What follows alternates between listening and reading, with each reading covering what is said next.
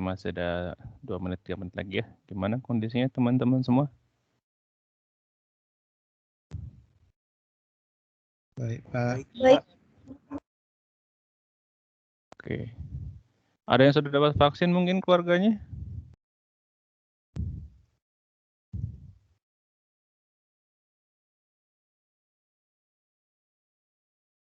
Saya belum sih, Pak. Belum ya, rata-rata belum sih. Sekolah SD udah pada dapat sih guru-gurunya ya.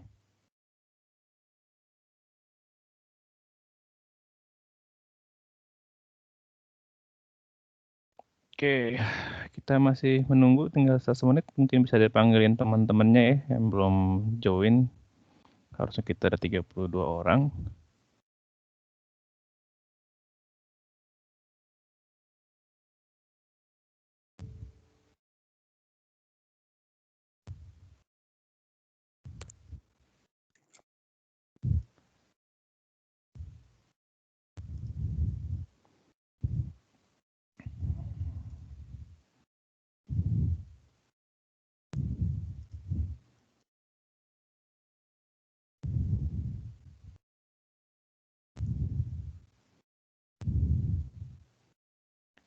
Oke.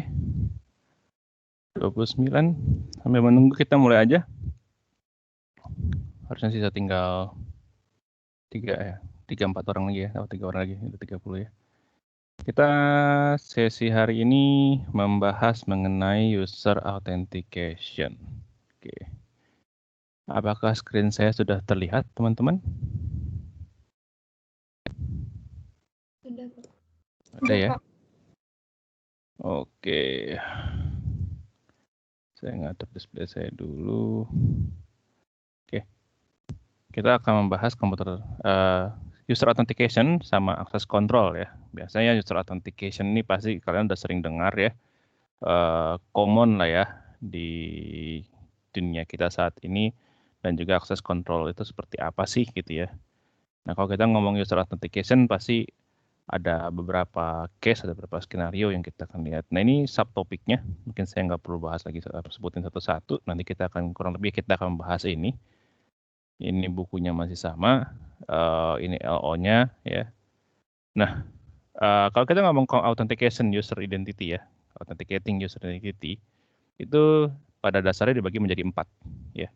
Pertama adalah something individual knows ya. Ya, yang kita ingat, yang kita tahu, password, PIN, ya, answer to pertanyaan, jawaban dari sebuah pertanyaan, ya, answer to pre-agreed question, ya, yang kita biasanya kan kalau kalian bikin ini suka ada ya untuk backup, kalian ditanya pertanyaan, kira-kira apa pertanyaannya, biasanya what is my favorite food dan lain-lain gitu ya. Itu something individual knows. Ya. Yang kedua adalah something the individual possess, yang dimiliki, biasanya ngomongnya token. Ya. Kalau di BCA kan biasanya ada key BCA ya untuk bertransaksi, buat mentransfer, buat payment dia membutuhkan key BCA ya. Itu ya, ada juga smart card ya. Smart card, electronic key card, physical key ya, ini yang key BCA physical key ya, tergantung ya. Something we possess. Something the individual is ya. Jadi ngomongnya biometrik ya, fingerprint, retina ya. Bahkan face recognition sekarang ya, bahkan sekarang rata-rata sudah ke arah ke sini ya. Udah double authentication, pakainya 2 ini gitu ya. Pakai pertamanya mungkin something individual known tambah lagi ke biometrik misalnya, atau ya sekarang rata-rata udah mainnya fingerprint ya. Yang terakhir ada something the individual does. Ini dynamic biometric, voice pattern, handwriting, typing rhythm ya. Ini yang udah lebih secure saat ini, cuman implementasinya masih cenderung kita bilangnya mahal ya teman-teman. Jadi kan kalau kita ngomong by voice pattern, setiap orang memiliki voice pattern berbeda. Kalau kita ngomong handwriting, setiap orang memiliki, mirip-miripnya pasti masih ada perbedaannya ya. Atau typing rhythm ya, bagaimana cara kita mengetik. Itu juga ada ritmenya masing-masing dan boleh bilang berbeda ya. Dan ini udah yang advance punya, tapi kalau kita ngomong implementasi ke sini pasti membutuhkan kayak machine learning ya, membutuhkan artificial intelligence, di mana boleh dibilang masih very very expensive lah saat ini ya. Oke. Nah, authentication user ini kalau rata-rata sekarang sudah menggunakan namanya multi-factor authentication. di mana kita mau akses sebuah aplikasi, biasanya kita ditanya username password ya, di sini dikonfirmasi, ya. Di sini dikonfirmasi ya, bener nggak username passwordnya? Kalau benar, passing, dia lanjut ke berikutnya. Kalau fail, ya udah dia return balik gitu ya, password sama username nggak matching nih gitu ya. Nah kalau passing dia ditanya lagi second authentication-nya ya, authentication logic second factor. Nah biasanya ada beberapa itu kita kayak misalnya Google deh ya, Google atau Microsoft itu ada dua patternnya. Yang kita punya kebetulan Microsoft-nya tidak diaktifkan by default karena kita masih punya banyak dosen yang sudah cukup umur ya teman-teman ya, sehingga ketika diaktifkan mereka kesulitan untuk menggunakan multi-factor authentication. Nah ini juga jadi concern juga nih gitu ya. Padahal kalau dengan multifaktor, setelah masukin passwordnya pas spacing, kita install lagi ada application namanya Azure Pass itu ya. Dia ada key generator, nah itu kita bisa masukin key generator di situ gitu ya, dan harus sesuai dengan usernya kita. Atau ya kalau kalian pakai Google, kalian bisa aktifin individu ya, double authentication. Kalau ada yang login udah tahu user passwordnya kalian di klien di komputer kalian, biasanya kalau dia ada login lagi di device yang lain, dia ada send lagi ke handphone kita ya. Ini di allow yes or no ya, di allow atau tidak gitu ya, untuk yang secondary faktornya. Kalau nggak di allow, maka dia akan fail, balik lagi ke depan. Ya. Tapi kalau dia di yes sama kita dari handphone kita, ya kok ini memang saya mau masuk menggunakan komputer saya atau menggunakan komputer lain, dia passing, dia akan lewat. Ya. Nah ini buat kalau kata saya kalau kalian menggunakan Gmail atau email publik sebaiknya sih diaktifkan multifactor authentication ya untuk memastikan email kalian aman.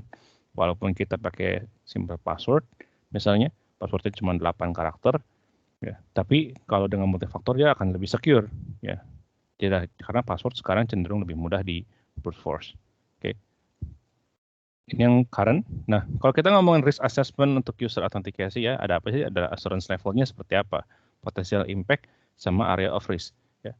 Tentu saja kalau kita ngomong assurance level, ini kayak ngomongnya siapa yang memiliki aksesnya. Kalau kita cuma sebatas masuk ke Gmail, oke, masuk ke Gmail individual kita dan di sana tidak ada perusahaan, apakah potential impact-nya high? Maybe. Ya, maybe, tapi mungkin tidak most of the time. Tergantung kita di Gmail bisa ngapain. Kita kalau ngirim Gmail ke orang lain itu dan meminta data, meminta ditransfer duit, kira-kira dikirim nggak? Kalau nggak, berarti potensial impact-nya ya kecil, gitu ya. Area of risk-nya jadi minimum, nggak besar. Tapi kalau misalnya kita yang kena hack adalah akunnya, misalnya akun Gmail-nya bosnya kita, gitu ya. Kita pakai Gmail kena hack. Potensial impact-nya jadi apa? High risk, ya kan? Kalau kita kena retas yang kebetulan bos kita bilang, tolong ya ini ditransferkan dong, kebetulan kita kerjanya mungkin di finance atau di accounting, dibilang tolong ditransferin ya uang ke ini. Kita akan transfer basically gitu kan, karena kan emailnya dari bos gitu ya. Tiba-tiba waktu bosnya audit, lihat tuh ini kok ada transfer ini dari mana? Loh, bosnya minta. Nah, itu kerap terjadi ya teman-teman. Udah banyak lah menurut saya terjadi ya di industri. Makanya penting untuk kita bisa mengeducate mereka terus untuk gimana impact-nya, apa sih dampaknya gitu. Kalau kita level staff mungkin nggak terbesar, tapi semakin tinggi posisi kita dan kena retas itu area of risk dan potensial impact-nya semakin besar. Ya, begitu juga aplikasinya ya kan. Direktur basically bisa punya akses kemana-mana basically gitu ya. Tapi kalau level staff basically kan aplikasinya juga terbatas. Jadi ada asuransi levelnya seperti apa, impact-nya apa, area risk-nya kemana gitu. Nah ini jadi assessment yang harus kita lakukan ya terhadap semua user. Nah, harusnya semakin tinggi posisinya, semakin mereka aware juga untuk dampaknya. Kayak ke bulan lalu, salah satu teman kantor saya ke itu ya, kerampokan lah ya. Lagi tidur bangun, ternyata rumahnya udah dijebol, banyak barang-barang harganya hilang, salah satunya laptopnya. Pertanyaan pertama yang saya tanya ke teman saya apa? Udah ganti password atau belum? Kenapa? Karena kalau misalnya laptop kalian kecuri, ya di sana ada caching, ada cookies dan lain-lain. Email kalian tuh bisa dengan mudah kecuri juga loh, by the way gitu ya. Jadi kalau misalnya ada alat handphone kalian hilang, laptop kalian hilang, langkah pertama yang harus kalian ingat apa? Ganti password semua yang pernah diakses melalui device itu. Ya.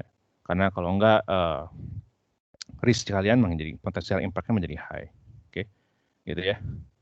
Password based authentication. Nah, kalau ini yang commonly dipakai sama banyak aplikasi saat ini, dia menggunakan namanya password based ya. widely used line of defense against intruder ya. Jadi ketika dia masuk ditanya dulu name-nya sama password-nya matching atau enggak. Kalau matching ya udah masuk ya. Dia di-compare password ini. Ya. Akan tetapi tentu saja kita bilang dengan ini kita merupakan adalah yang paling banyak digunakan, tentu aja kita ngomongnya ini adalah potensial attack yang paling besar juga gitu ya. The user ID determine that the user is authorized to access the system, determine the user privilege ya, privilege-nya dia apa saja, role-nya apa saja. Ketika kita masuk ke ol-binus.ac.id, kita login, saya sebagai lecturer. Tapi kalau Anda yang login, Anda sebagai student, ya kan. Privilege-nya berbeda ya. It's used to discretion access control ya, untuk menentukan akses kontrolnya apa ya. Saya lecturer mungkin bisa ada entry score, mungkin kalau di kalian adalah view score, beda ya. Tapi di adminnya bisa melakukan approval kan dari apa yang saya isi skornya ya, saya submit itu kan nanti diisi sama si admin. Nah itu kan aksesnya tentu saja privilege-nya berbeda ya. Adminnya itu mungkin bisa jadi Bironi lah ya yang mengapprove nilainya dan so on. Oke, ini kalau kita ngomongin dari sisi password base ya. Nah seperti saya bilang, password base itu ada vulnerability-nya, ada apa? Karena dia paling banyak dipakai, dia salah satu sebenarnya paling rentan diretas. Ya. Case-nya dia adalah, oke kita si hacker itu rata-rata punya offline dictionary attack ya. Biasanya kalau kalian menjadi cyber security atau white hacker atau black hacker ya, terserah. Itu kalian punya offline direct dictionary attack. Dia biasanya berupa apa sih? Kumpulan dari username sama password. Ini yang kemarin saya bilang username dan password bank password dan bank password name ya. Jadi semua data-data standar gitu ya, seperti ini saya kemarin bahkan pernah lihat defaultnya si Binus Maya itu kan kalau kalian dapat email Binus itu kan B1 NU dollar gitu ya, DD MM YYY ya. Ini itu tuh sudah ada di pattern mereka. Kenapa? Karena mereka juga hacker tuh meningkat ya. Makanya ketika kalian terima ini, please do change. Kalau sekarang masih menggunakan pattern ini, ganti ya. Jangan menggunakan pattern ini lagi gitu. Karena ini tuh udah ada di bank data yang ada di internet loh, by the way gitu ya. Bahkan B1N US dollar itu sudah ada gitu. Tinggal tambahin DDM-nya aja gitu ya. Ini sudah ada nih. Nah, kalau dia sudah ada itu kombinasinya, dia cuma mencari kombinasi itu bersama dengan namanya ya kan. Dia cuma cukup meretas mencari username sama DDMM minimal B1N US dollarnya sudah dapat. Ya. Di mana DDM-nya ini bisa dibilang ini lebih gampang terus. Kenapa? Karena kombinasinya nggak terlalu banyak gitu ya. Kita tinggal predik lagi gitu ya, bikin lagi prediction. Oke, dia binusian tahun berapa, kita bisa mungkin predik year-nya. Habis ketemu year-nya, kita tinggal fokus ke DDMM-nya saja. Ya kan? Nggak banyak kan, sudah mulai ketahuan nih, ya kan? Sebenarnya kalau kita mau mengeksploit teman kita tuh dengan mudah, tanda kutip gitu, seakan-akan gitu. Nah, kenapa? Makanya kalau sudah tahu, please do change gitu ya. Jangan menggunakan password yang sama lagi, karena password kalian tertentang. Nah, ada case kejadian yang mahasiswa saya tiba-tiba dia protes nilai gitu ya, protes nilai semua mata kuliahnya ternyata, bukan hanya mata kuliah saya saja, ternyata semua mata kuliah diprotes nilai. Kemudian dia maju ke Student Service Center, ke lecturer sama LSC gitu ya. Dia maju, dia minta tolong dibantu, itu bukan dia kata dia. Gimana kalau dari kalian nih, kalau dari kalian perspektif sebagai mahasiswa, dibantu nggak? Dia tiba-tiba protes nilai semua. Kalau perspektif kalian, kalau kalian gimana? Dibantu nggak? Kalau dia bilang, oh itu bukan saya gitu. Coba saya panggil ya. Calvin Matthew. Kalau kalian jadi si student service-nya, ada mahasiswa datang ke kamu gitu ya, bilang itu bukan saya. Dibantu nggak? Ya Calvin. Masalah bantu atau enggaknya, lebih ke curiga dulu sih Pak. Ya lebih Nanti curiga dulu kan gitu ya. Ya, kalau jelas dia kenapa bisa seperti itu, dan kalau memang beneran bukan dia, baru dibantu. Asumsi ya, saya nanya lagi ke kalian ya. Asumsi ternyata dia tidak bisa membuktikan apa-apa gitu ya. Memang benar dia ada di lognya sistem, ada lognya dia akses malam hari gitu ya. Kemudian dia menggunakan username dan password dia valid, tidak salah. Kemudian dia melakukan proses nilai, tapi dia tidak bisa membuktikan kalau dia dihack sama orang lain gitu ya. Coba Angela Putri, kalau kamu jadi student service center-nya, apa yang akan kamu lakukan? nggak diproses Pak, kan dia dari akun dia, jadi asumsinya pasti dia lah. Nah, sip. Berarti kurang lebih udah kebayang ya teman ya. Kalau password dan username kita kecuri sama teman kita ataupun siapapun itu, bukan teman kita sekalipun, dan hal ini terjadi, tetap salahnya di kita. Nah, kita ketika maju ke sana tuh kita nggak bisa ngapa-ngapain gitu. Karena kita nggak punya evidence yang kuat kalau menyatakan kalau saya kena retas. Susah, teman-teman. Makanya penting kenapa kita harus menjaga username dan passwordnya kita dan tidak boleh di-share ke siapapun sebenarnya ya. Kalau kalian sampai share ke teman kalian, walaupun kalian bilang, oh teman dekat kok, teman hati-hati. Karena teman dekat itu we never knows ya. Bahkan ada case di mana dia ini sudah berteman dari awal, dia sudah mau lulus, tiba-tiba dia protes nilai, akhirnya semua nilainya dikurangin 20%. Ya. Dia IPK-nya turun gara-gara itu. Dan kita sulit bantunya, karena nggak punya evidence yang menyatakan kalau dia pernah share ke teman, oke, tapi gimana membuktikan kalau temennya itu yang akses? Nggak bisa. Dia nggak punya evidence terhadap itu, ya kan? Nah ini yang menjadi problemnya kita gitu ya. Hati-hati terhadap itu karena kita tahu dampaknya, impact levelnya seperti apa kalau kita sharing gitu ya.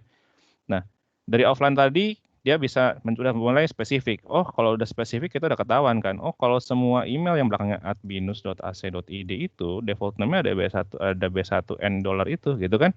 DDMM. Nah, berarti kan ini sudah ada potensial attack-nya dia sudah ada pattern yang dia bisa coba mencari email yang masih bisa keretas dengan pattern ini gitu kan. Kemudian dia ya ini ngambilnya popular password attack-nya seperti apa. Oh, pakai ini aja nih semua email Binus ACD gitu kan. Terus guessing against single user, cari emailnya kita guessing ya. Mulai nanti dampaknya ya workstation hijack ini bisa jadi dari akun kita, siapa tahu kita dari email ada mengirimkan password lah, ada ngirimin data-data kredensial lain. Nah, mulailah ya ke hijack, exploit usernya kan, kesalahan usernya kita exploit ya. Exploit multiple password use. Nah, ini yang kadang-kadang sering terjadi. Dari pattern ini, kalau udah ketangkep nih patternnya, atau kalau mungkin kita nggak pakai ini gitu ya, kita bikin password lain tapi kita sama. Misalnya kita bikin, saya rubah namanya jadi B1N dollar, aku binusian gitu ya. Ketangkep nih password ini gitu ya. Password ini ketangkep nih. Nah, dia akan coba untuk mengeksploit ke yang lain, misalnya Gmail-nya atau akun-akun kita yang lain, ke website-website lain. Kenapa? Karena basically kita sebagai orang, jangankan kalian saya aja ya, saya juga menggunakan beberapa password yang sama untuk beberapa aplikasi ya. Sehingga satu password yang sama ini kita akan pakai untuk mengeksploit aplikasi lain ya. Gitu ya. Akhirnya dia habis itu si hackernya monitoring. Ketemu nggak gitu ya. Nah, ini juga kenapa kadang-kadang zaman sekarang si browser enak ya. Sekarang bisa suggest passwordnya ini aja kayak gitu ya. Jangan pakai yang disuggest di auto generate sehingga setiap aplikasi yang kita pakai dari browser itu memiliki password yang berbeda. Akhirnya kita punya password manajemen. Kenapa? Karena kita nggak mungkin ingat semua password ya, apalagi semakin rumit passwordnya terus kita mau ingetin semua, nggak mungkin. Pasti punya keterbatasan gitu, kecuali kita punya tingkat memorizing yang tinggi, tapi nggak semua orang memiliki itu masalahnya gitu ya. Itu jadi challenging-nya juga, bagaimana kita bisa memastikan password itu tidak vulnerability, password itu secure dan beda antar aplikasi, tapi dengan mudah kita bisa akses aplikasinya tadi ya, balik lagi ke teori pertama, availability-nya gampang gitu ya, tapi secure gimana caranya kayak gitu kan. Ini challenge-nya kita ya. Oke. Nah, ada juga cara dengan namanya backlog namanya pakai shadow password file ya. Shadow password file itu kita pakai, jadi di dalam OS-nya itu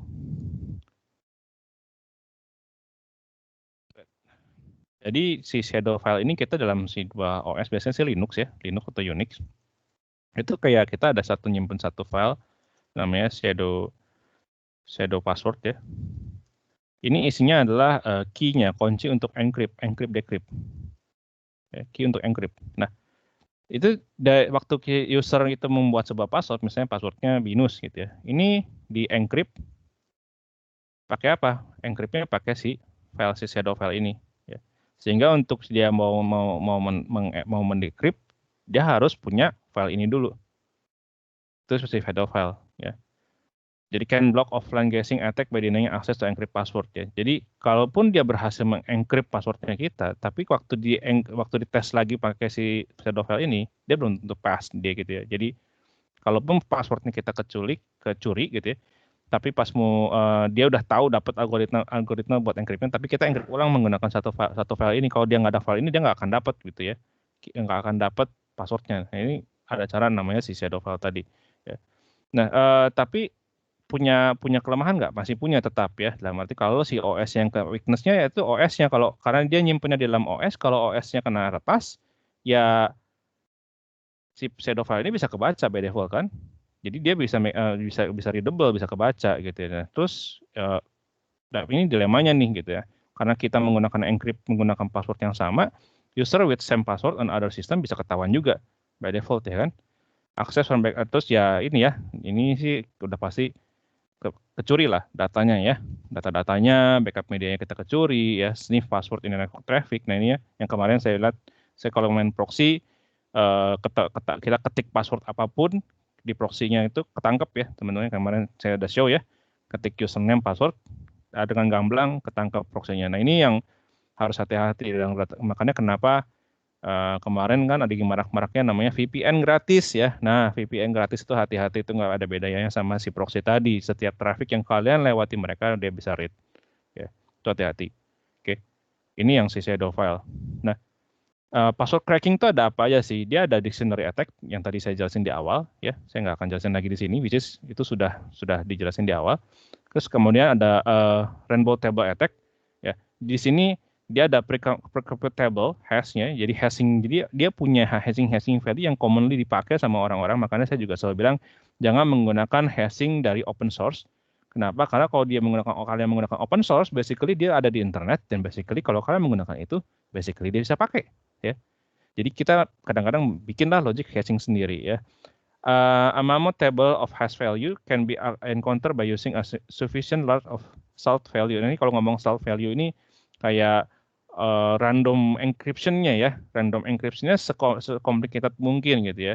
And a sufficient large hash length. Jadi semakin banyak karakter yang kita pakai untuk mengencrypt, atau semakin panjang passwordnya, semakin baik ya. Semakin sulit randomize encryption-nya, salt value-nya semakin lebar, semakin sulit untuk diretas ya. Password cracker exploit the fact that people choose easily guessable password-nya. Nah, ini yang commonly happen ya. Short password length are also easier to crack. Nah, orang tuh bikin password kadang-kadang simple ya. 8 dan kadang-kadang nama sendiri, nama istrinya, nama anaknya, ditambahin tanggal lahirnya gitu biar gampang inget ya kan. Nama tambahin tanggal lahir atau tambahin bulan lahir gitu ya, tambahin tahun lahir lah gitu. Terus atau ya tanggal jadian gitu ya sama pacarnya gitu ya, namanya nama panggilan pacar. Nah, ini adalah short password length yang gampang diretas ya. Nah, dan kadang-kadang dia word-nya adalah yang ada di, boleh dibilang di kamus lah ya, di kamus ada gitu ya. Atau misalnya nama buah, nama benda gitu ya. Jadi rekomendasinya kalaupun kalian menggunakan nama yang simple, misalnya kita menggunakan bahasa sehari-hari yang ada, menyapu ya, ini passwordnya menyapu gitu ya. Nah, ada baiknya walaupun dia pendek kita bikin se-complicated mungkin ya, jadi bikin alay, nyapu ya, jadi bikin alay. Nah ini sudah mempersulit ya teman-teman. Walaupun kita menggambar dari menyapu tadi, tapi kita bikin alay ya, sealay-alaynya, cabe-cabean tadi. Dulu bahasanya terkenal cabe-cabean ya. Nah, sebetulnya ini sangat-sangat kebantu nih dengan ada ini. Kenapa? Karena dengan kita merubah E menjadi 3 dan A menjadi AT itu sudah akan, tetapi teman-teman hati-hati. Dia ada si rainbow table attack. Kenapa? Si rainbow table attack ini sudah jadi pre-computable-nya. Dia udah tahu gitu. Oh, orang lain itu suka mengganti E ini ya. E ini dengan angka 3 kayak gitu kan. Jadi si rainbow table ini sudah ada konversinya. Menyapunya saya rubah E-nya jadi 3, A-nya jadi AT kayak gitu. Itu udah punya juga mereka di Printable, ya kan? Semakin kesini hacker tuh semakin pintar. Akhirnya kita ini mau bikin password kayak, akhirnya kadang-kadang saya suka berpikir kalau kita nggak mau kertas, udah jangan pakai internet. That's the best solution kadang-kadang ya. Nah, dan yang terakhir adalah si John Reaper. John Reaper ini sebuah tools ya, dibikin sama si John, namanya John Reaper tuh bikin sebuah tools di mana dia kayak open source password gitu ya. crack first development dia memulai di 1963, dia membuat sebuah tools untuk melakukan brute force ya. Tekniknya namanya brute force ya kan. Tapi dulu itu waktu dia bikin ini tuh dia lebih kepada again awal algoritma ini dibuat, teknik ini terjadi adalah semuanya baik ya, nggak ada yang jelek. Nah, dia bikin ini sebetulnya untuk melakukan auditing. Kita itu punya password aplikasi yang baik atau tidak. Tujuannya itu. Akan tetapi disalahgunakan untuk meretas ya. Tapi dia tujuan awalnya buat auditing ya. Brute force itu ternyata untuk auditing ya. Jadi ternyata password kita terlalu lemah, nggak baik nih kayak gitu. Tapi akhirnya dipakai juga buat meretas sama orang lain yang tidak bertanggung jawab. Gitu ya, teman-teman. Sampai sini ada pertanyaan, teman-teman?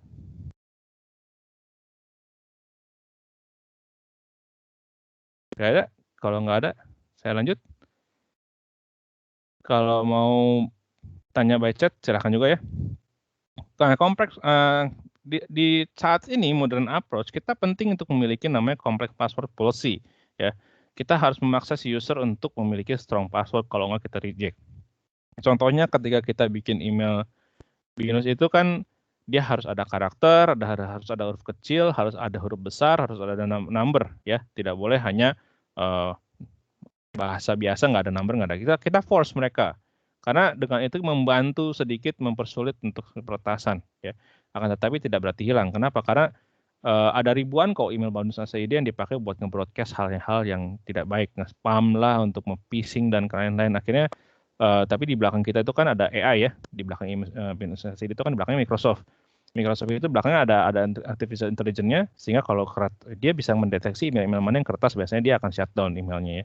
Jadi nggak bisa diakses sampai adminnya merilis ya.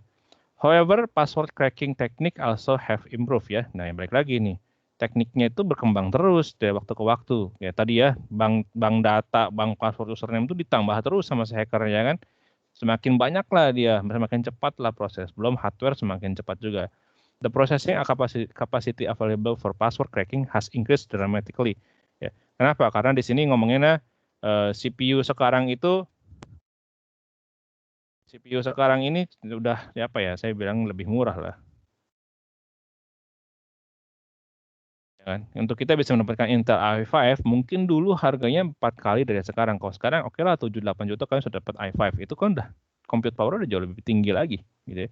Dibandingkan sama Pentium 1, 2 dan 4 atau mungkin yang sebelum-sebelumnya gitu. Dan harganya mirip-mirip sampai yang dulu gitu kan. 7 juta dulu dapatnya apa? 7 juta sekarang dapatnya apa? Kayak kurang lebih gitu ya. The use of sophisticated algorithm to generate potential password ya. Jadi algoritmanya juga sudah ada nih untuk bisa mengenerate potensial password. Dia semakin diperkaya algoritmanya. Ya. Studying example structure of actual password is in use ya. Jadi kayak sekarang kita memastikan, oke, kita bikin complex password policy, ya kan? Harus ada karakter, harus ada number. Tapi kan teknik yang sama juga akan dipakai sama dia untuk again mengeksploit, ya kan? Oh, kombinasinya tuh ini. Kayak tadi saya bilang, oh, E itu diganti sama 3, A itu diganti sama AT.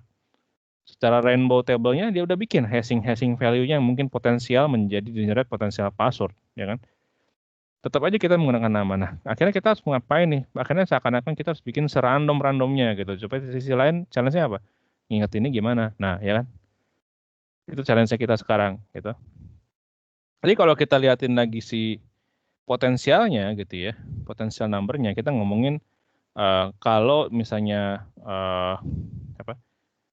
kita ini number of guess ya, ini potensialnya.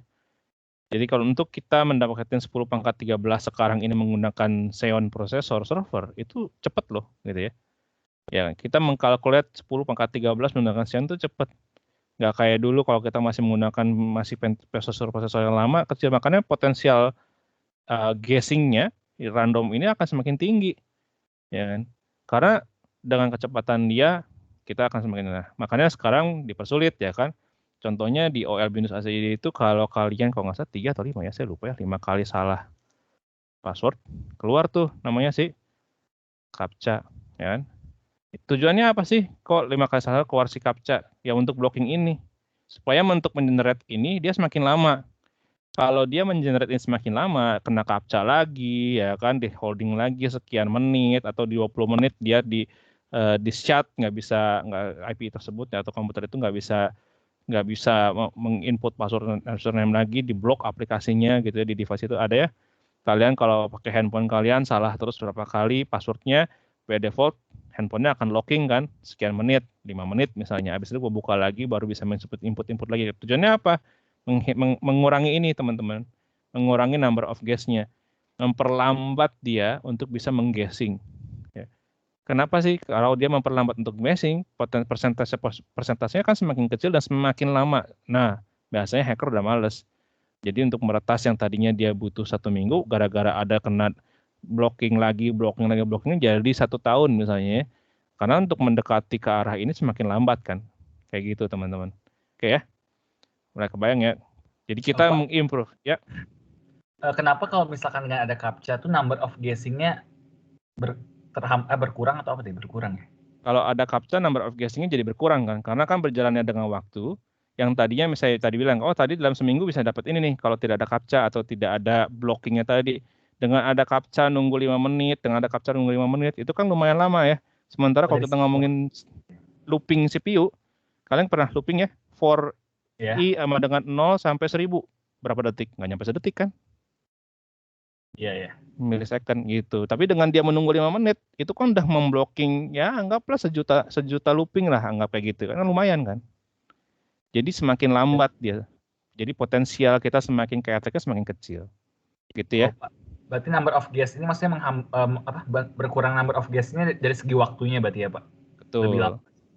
Biasanya si hacker tuh udah malas kalau ada CAPTCHA sama ada blocking. Kenapa? Karena itu memperlambat prosesnya dia. Nah, tapi bukan berarti abis itu si hacker menyerah ya. Banyak hacker yang akhirnya mencari tahu pattern CAPTCHA-nya seperti apa. Nah, makanya saya selalu bilang, jangan menggunakan CAPTCHA yang patternnya sudah ada di internet, apalagi dia di open di public. Kenapa? Itu biasanya dipakai juga buat si hacker buat mencari tahu, oh ngambilnya dari sini, pakai lagi aja logik yang sama kan buat CAPTCHA-nya, selesai. Ya. Oke, jadi makasih. Kalau kalian ngambil dari internet, logik CAPTCHA-nya boleh, tapi dimodify sama kalian, diimprove, ditambahin sesuatu sehingga dia menghasilkan algoritma yang berbeda dari ada yang di internet, gitu ya. Jadi si hacker juga lebih susah untuk meng-guessing, untuk membrute force. Oke. Nah, gimana sih cara kita mendapatkan complex password policy gitu ya? Selection strategi gimana? Udah pasti kita ngomongnya user education. Kenapa? Semakin tinggi education-nya user, harapannya semakin mudah kita memberitahu masalahnya. Waktu kita ngomong education, di Indonesia sendiri berapa banyak sih orang bisa baca kayak gitu ya? Nggak banyak loh gitu ya. Terus kalau kita ngomongin education, emangnya semuanya orang-orang teknik informatika, emangnya semua computer science? Enggak kan? Ada yang humaniora, ada yang hukum, ada yang arts, ada yang desain. Basically kan mereka apa sih itu cyber security gitu kan? Awam lah buat mereka. Nah, kita harus mengeducation mereka dengan cara yang lebih general. Ya, kita harus tahu usernya siapa, cara mengeducasinya. Akhirnya kita mencari solusi gimana kita mengeducate mereka dengan password yang dengan bahasa yang lebih awam, lebih mudah dipahami sama orang, supaya mereka bisa lebih mengerti. Kalian deh di banking kan nanti juga BCA deh gitu kan. Ada banyak ini ya, ada yang accounting, ada yang finance, ada yang public relationship, ya ada manajemen, marketing. Basically kan nggak semuanya juga orang IT, ya kan.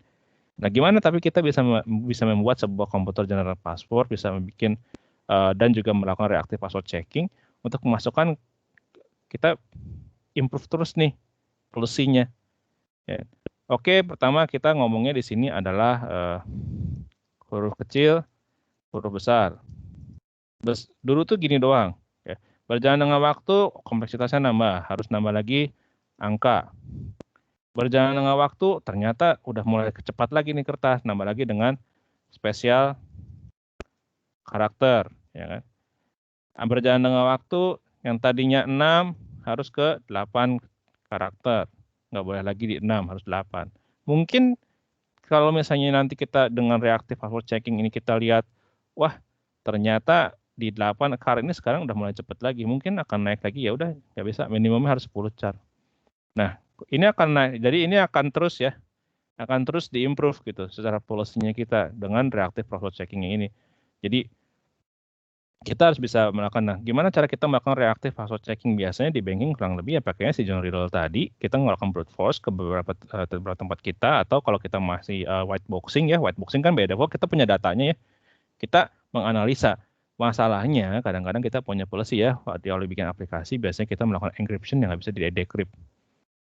Itu biasanya policy-nya sih, kalau kita ingin policy yang benar sesuai ISO 27001, kita membuat aplikasi yang passwordnya di-encrypt tapi nggak bisa di-decrypt. Terus gimana kita meng-compare, menyamakan usernya sama atau enggak? Yang di-input sama si usernya tadi di aplikasi waktu login, masukin username password, kan kita bilang ya, passwordnya di-encrypt tapi nggak bisa di-decrypt. Terus kalau kita comparing gimana? Setiap yang di-input di sini, setiap inputan password yang di-input sama si usernya tadi, kita hasil enkripsinya kita compare dengan hasil enkripsi yang ada di database. Tujuannya apa? Tujuannya supaya kitanya aja sendiri yang buat aplikasi nggak bisa mendecrypt, apalagi si hacker bahasanya kurang lebih kayak gitu. Tujuannya itu sih, supaya nggak bisa diingat. Jadi kan memang kita punya kode etis sebagai orang IT, tidak boleh tahu passwordnya si user apa. Makanya basically kita mengencrypt kode sampai si usernya bilang, saya lupa nih password saya apa. Saya nggak bisa tahu passwordnya Anda apa, saya cuma bisa mereset passwordnya.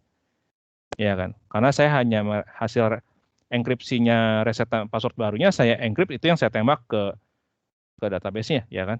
Tapi saya nggak tahu passwordnya dia sebelumnya apa. Karena kita nggak pernah bisa tahu. Kayak gitu ya. Itu salah satu password kompleksitas password yang harus kita miliki di waktu kita desain aplikasi, waktu kita mengeduket si user. Ya. Proaktif password checkernya apa? Rule enforcement ya. Biasanya kita di aplikasi sudah spesifik ya. Passwordnya harus ada huruf besar, huruf kecil. Kalau nggak ada password itu kita tolak. Dari sisi aplikasinya kita udah tolak. Jadi kita maksa. Harus gitu ya.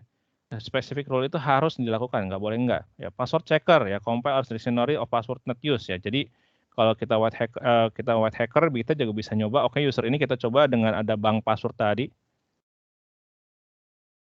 Kita tembakin tuh usernya. Dapat nggak? Kalau sampai ada password dia kelis di bank password, maka usernya wajib ganti. Ya.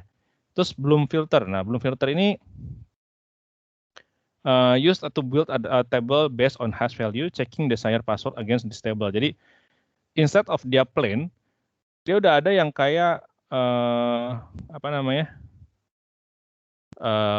estimation, dia kayak si self value-nya, kayak si rainbow table tadi, dia udah ada kayak pre-calculation table it has value-nya yang kita akan pakai untuk kita ngecek si passwordnya ini dengan standar yang ada di yang hasil cuman hash value biasa tadi, kena nggak gitu ya. Kalau misalnya membernya atau passwordnya ini tidak di bagian daripada si bank password tadi yang sudah di-hash dengan standar hashing yang ada di public, maka ya harusnya aman. Jadi bukan hanya plan password yang ada di bank password biasa, tapi kita kayak punya lagi tempat penampungan yang sudah di-hashing juga gitu, terus kita comparing lagi gitu. Kena nggak dia gitu ya. Nah, biasanya kan nih dia makanya di sini desired password against this table. Table ini kayak datasetnya lah, kayak balik lagi kayak dia bank password tapi yang udah ada enkripsinya dari pada open sampel encrypt yang ada di public biasanya. Ya. Atau ya hacker tuh rata-rata kan banyak black market yang ya dia bisa bayar lah ya untuk bisa ngambil ya. Contohnya kayak kemarin Tokped ya. Tokped datanya dia bilang kecuri, kalau ada yang mau beli $5.000 dia akan kasih kayak gitu ya. Nah itu kan nanti bisa dianalisa lagi kan pattern passwordnya orang seperti apa gitu. Dia diperkaya terus lah knowledge-nya si hacker itu ya, untuk mencuri. Balik lagi ya. Awalnya semua adalah baik, cuman disalahgunakan terus ya sama orang yang tidak bertanggung jawab. Jadi penting buat kita sebagai orang IT, kalau nanti kita masuk ke cyber security atau kita orang pinter, kita harus bisa menjaga kode etis itu. Oke.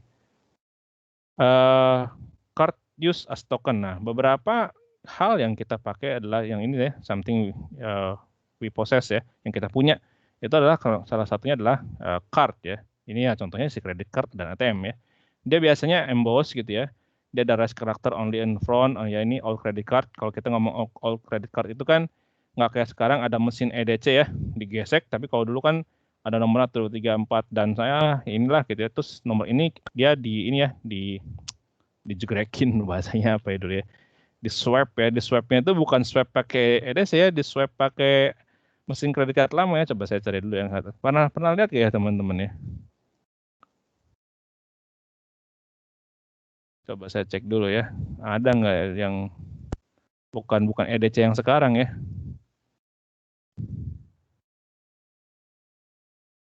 Kalau sekarang kan rata-rata EDC ya. Coba saya cari dulu ada nggak ya mesin kredit card jadul ya.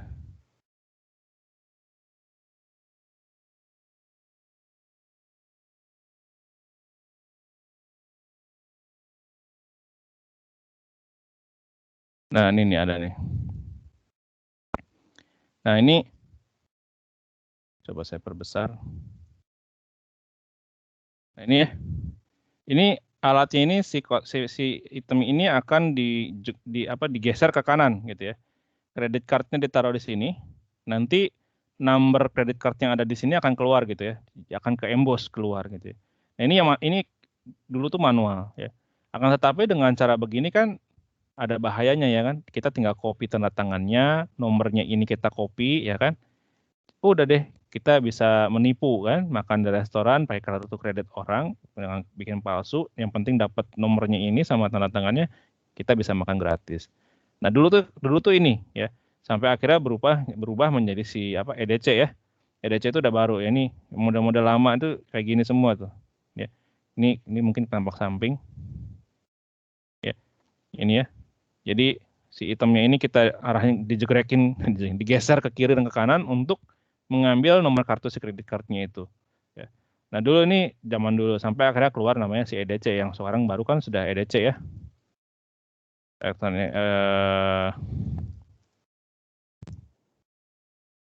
Ya, kok EDC ini. Apa namanya? Ya ini yang baru ya. Rata-rata udah gini semua ya yang baru kan. Udah tinggal dan bahkan sekarang udah pakai chip bukan lagi model emboss yang belakangnya doang. Oke.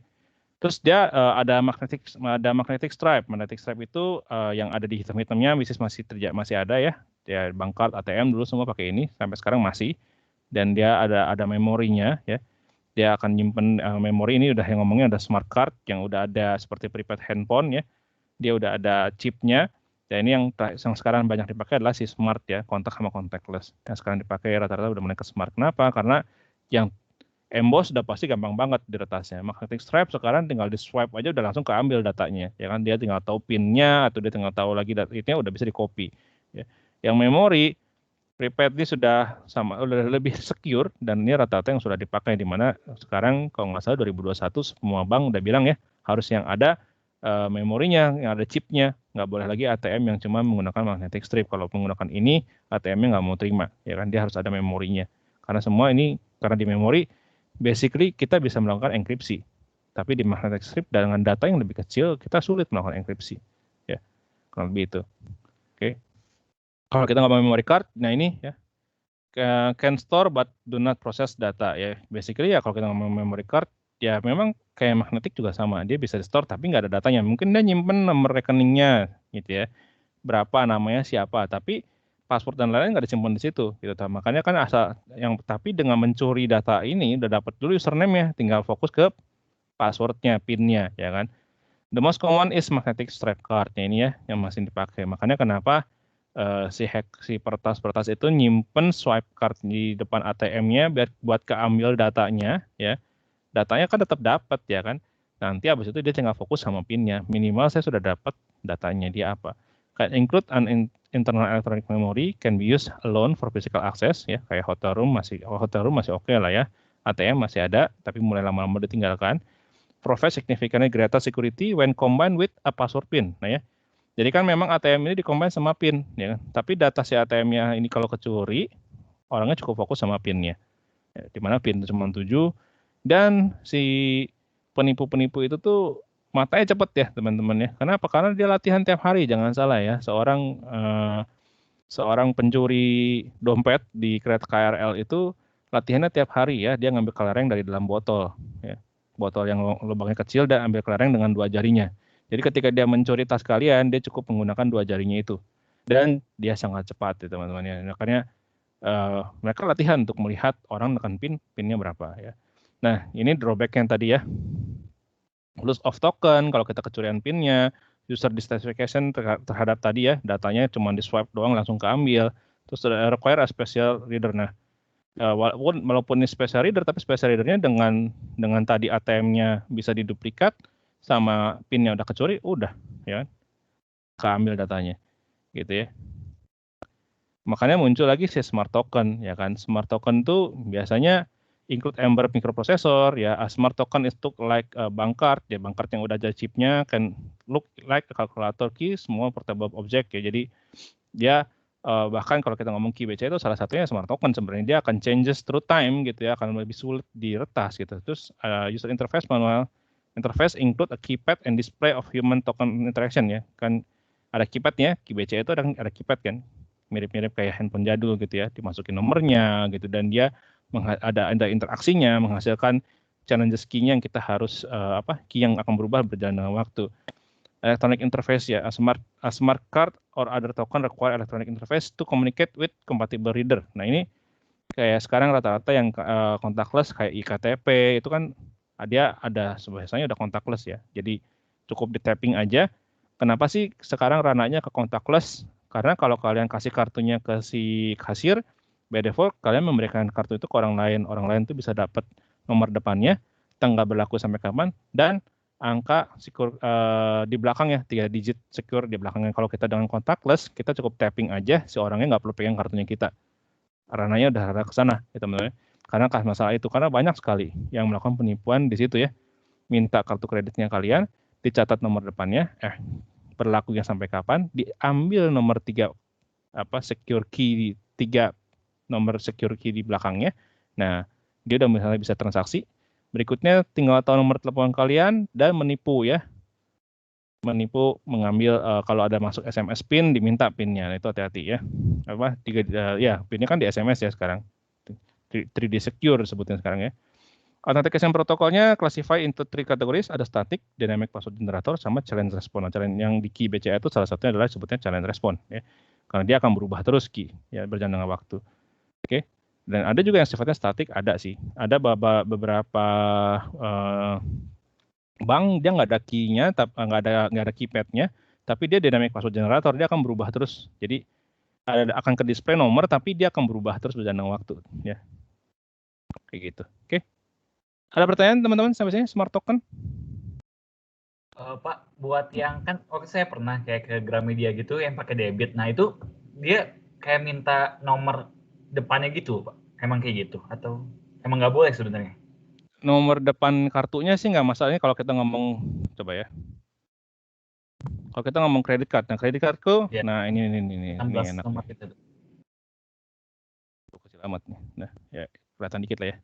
Ada yang lebih enak kelihatannya ya. Ada yang lebih gede, yang ini lebih gede nih. Nah, sip. Nah, credit card itu kan kurang lebih bentuknya gini ya. Ini namanya adalah di sini ya, name cardholder, ini nomor credit cardnya kalian. Ya.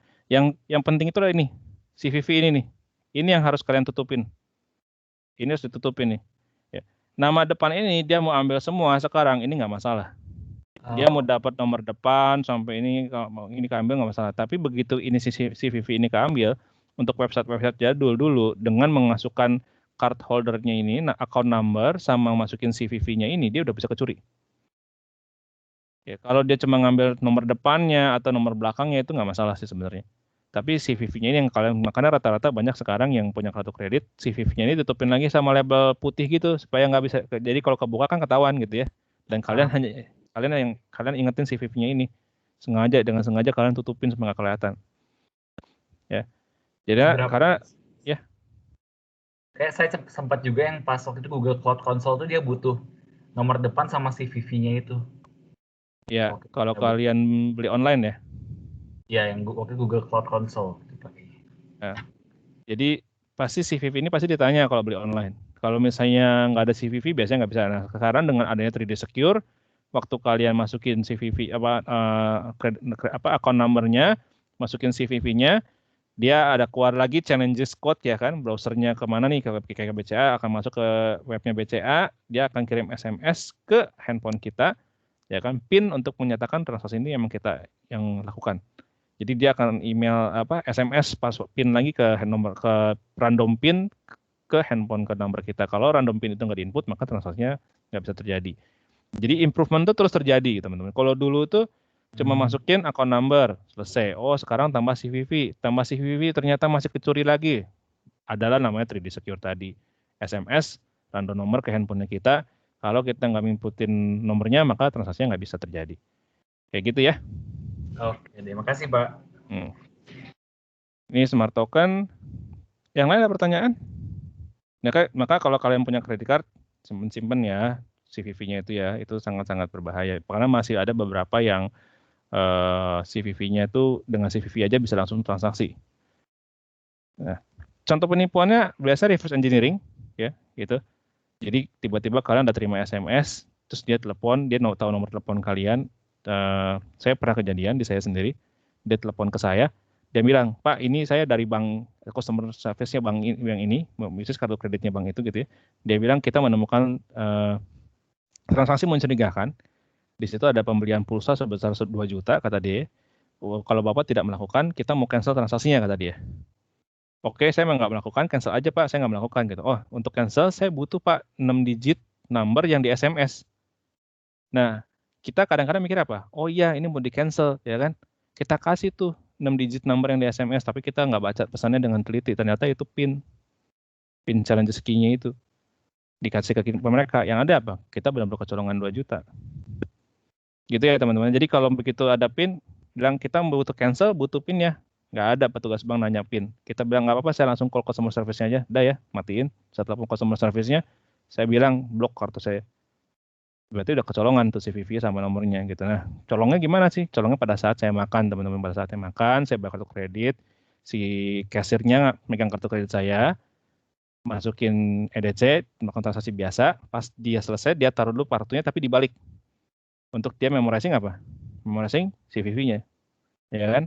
Habis itu dia kasih saya sama survei, Pak mau survei dong, buat restoran kita gimana? Ya kan di situ ada nama, tanggal lahir, nomor telepon, kecolongan saya langsung.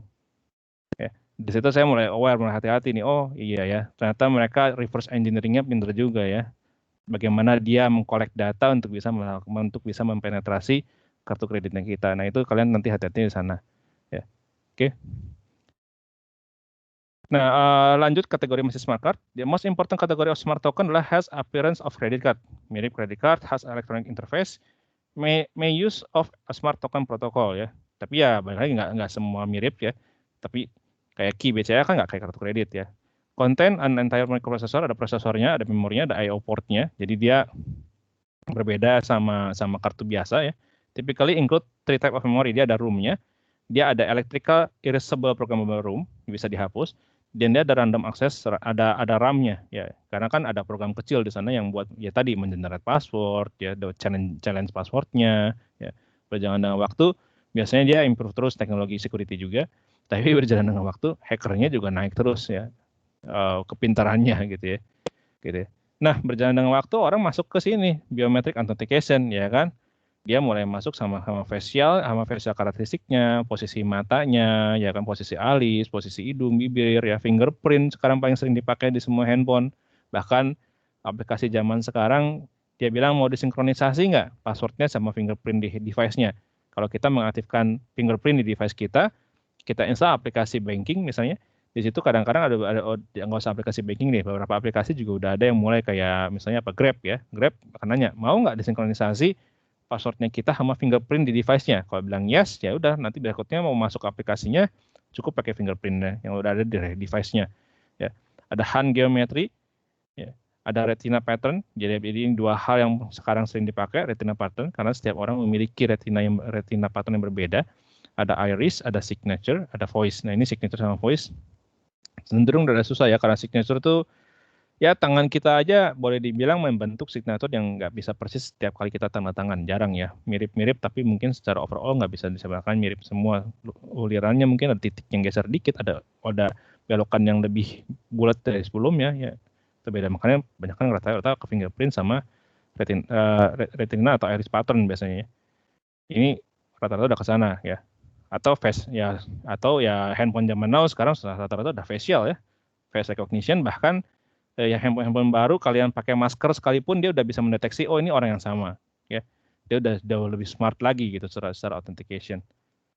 Nah, yang di higher security lain dia bahkan ada namanya remote user authentication. Nah, contohnya apa? Tadi si Google tadi, waktu Google kalian mau masuk dari web, dia akan konfirmasi lagi kan, ini ke handphone kalian, ini bener nggak? Ya dengan di sini ada contoh nggak ya? Kali sampelnya secara image. Nah, dia ada konfirmasi nih. Ini ya kurang lebih bener ini. Jadi kita masuk ke website Google.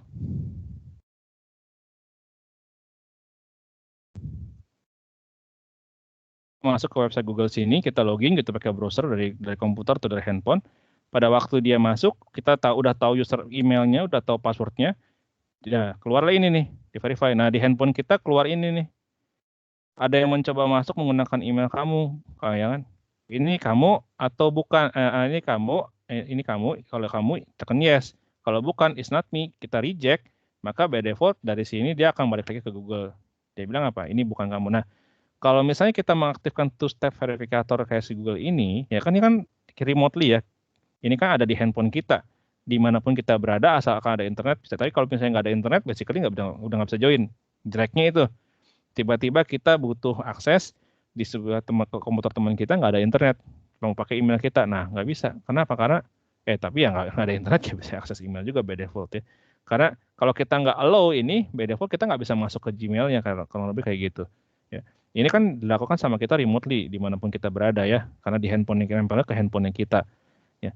Nah ini kalau kalian belum aktifkan, silahkan diaktifkan. Ini sangat-sangat membantu karena pada waktu saya mengaktifkan ini, ternyata saya baru tahu ya email saya itu ada yang coba-coba akses terus karena nongol-nongol ya, nongol-nongol ya udah saya ganti passwordnya ya. Karena dengan ini kok ternyata ada yang mencoba akses email saya dan saya nggak tahu. Ya, akhirnya habis saya aktifin ini baru tuh hilang, nggak ada sama sekali sampai sekarang. Ya, monggo dites siapa tahu kalian sekarang aktifkan ini tiba-tiba keluar, oh iya bener ya email saya udah mulai kertas misalnya ya. Kayak gitu ya.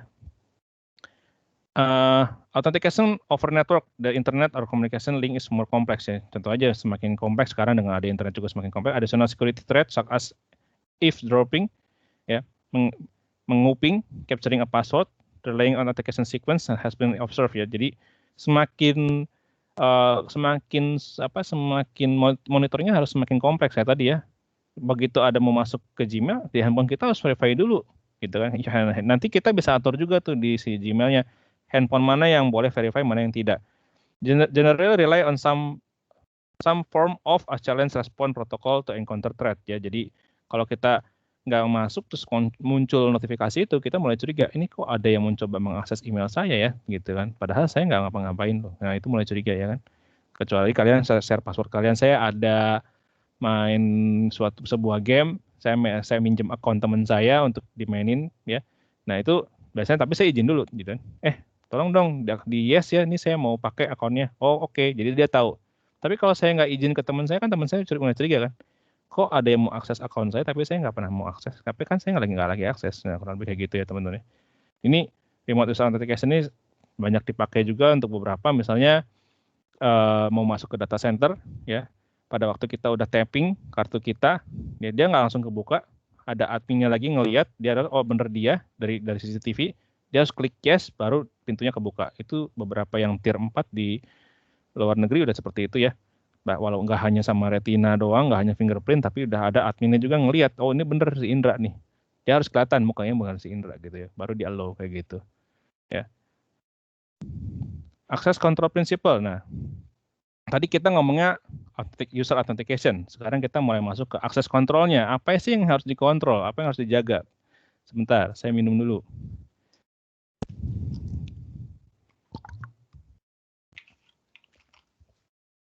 In broad sense, all computer security is concerned with access control, ya kan? Gimana kita memastikan data yang kita punya itu pasti secure, nggak dia buka sama orang lain. Kalaupun orang lain pakai komputer yang sama, memastikan data kita nggak bisa dibuka. Nah itu dulu banyak yang melakukan main di hidden ya, biar nggak ketahuan ya. saya punya file khusus pribadi saya hidden filenya supaya kalau nanti ada adik saya pakai nggak kelihatan. Nah, ada yang main kayak gitu juga ya. Walaupun dulu juga lucu ya, yang di hidden file-file apa gitu.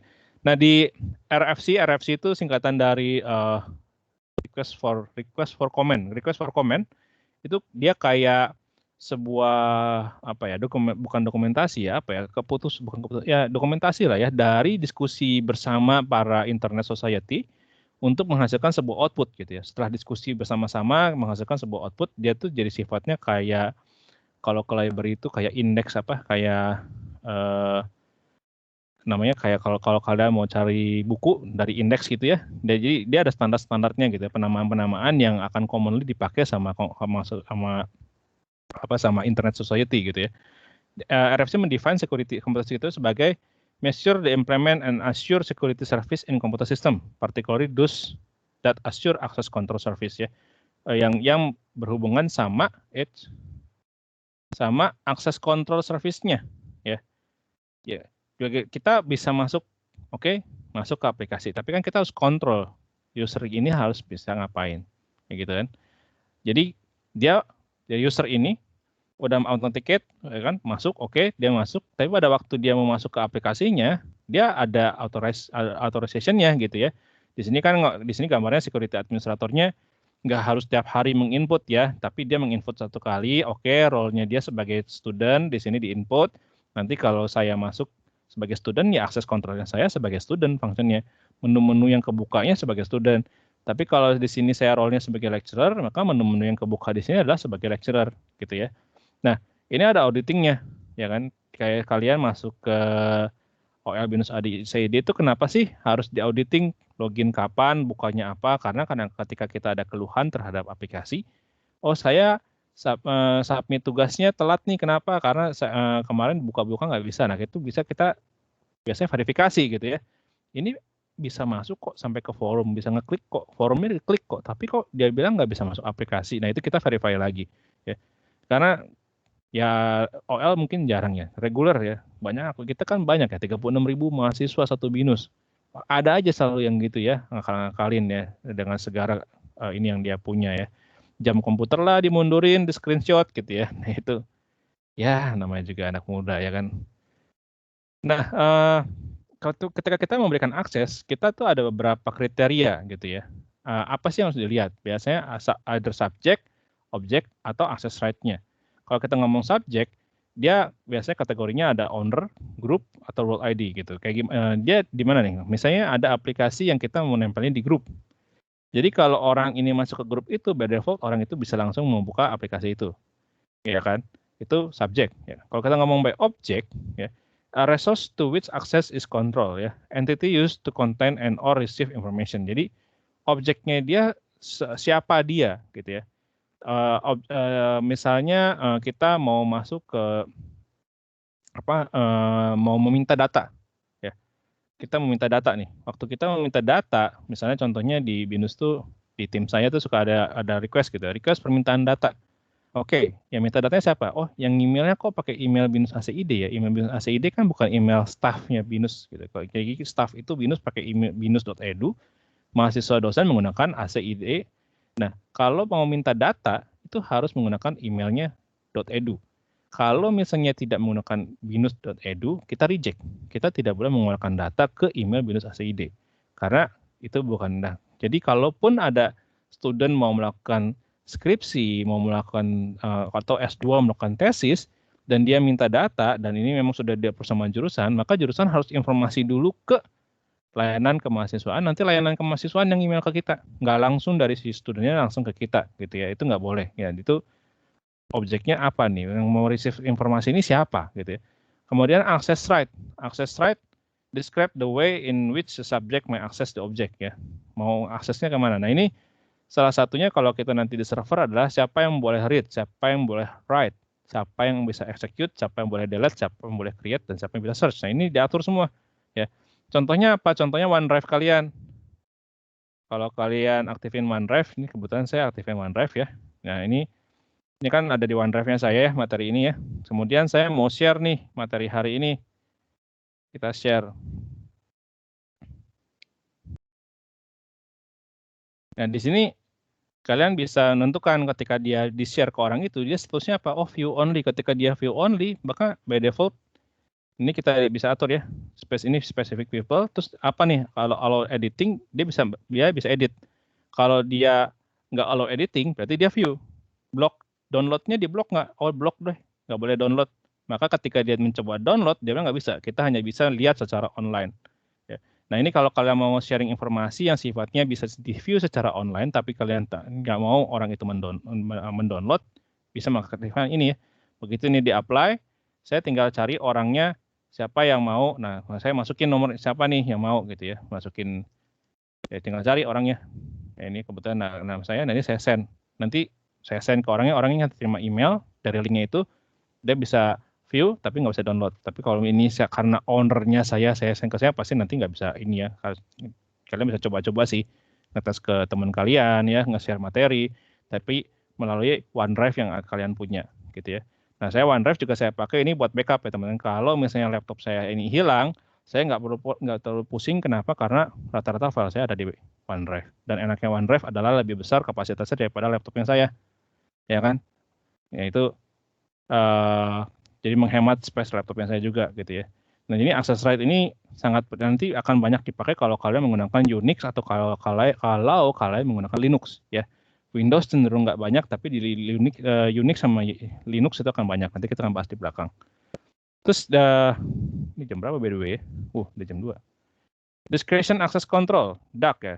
A scheme in which an entity may be granted access right that permit the entity by its own violation. Ini bahasanya sedikit mungkin rancu. Kalau kita ngomong discretion access control, masalahnya pada waktu kita menjalankan sebuah company, sebuah perusahaan, itu ada banyak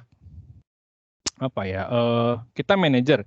Di atas manajer itu punya role manager, tapi direktur kita kan bisa menguasai banyak manajer, ya kan?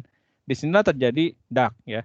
Jadi yang harusnya role-nya hanya manajer, tapi karena dia adalah pemilik perusahaan, dia bisa mengakses ke semua layer data, ya kan? Nah, karena dia pemiliknya, karena dia data owner. Nah, itu seakan-akan ada violation di sini yang dilanggar terhadap matrix yang sudah dibuat secara role, tapi karena memang dia owner, ya mau nggak mau memang kita harus kasih akses, ya kan? Nah, itu kurang lebih DAC ya. Nah, ini contoh access control. Kita punya 3 user. Ini subjeknya. Kita objeknya ada file 1 sampai file 3.